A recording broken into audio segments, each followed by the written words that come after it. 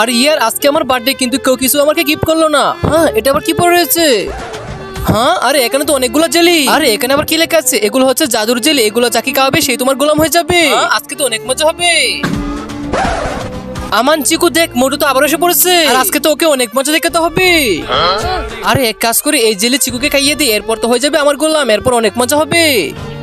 চিকু, আমি তো তোর জন্য জেলি এনেছি কারণ আজকে আমার বার্থডে। এই নে।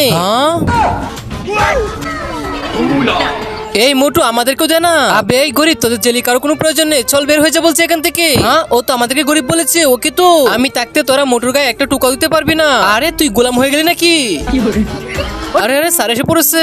আরে এই জেলে তো কাজ করতেছে, এক কাজ করি সামিন আর আমানকে দিয়ে দিই একটা। সামিন আর আমার নে, তোরা একটু একটু নিয়ে নে। হ্যাঁ তাই নাকি?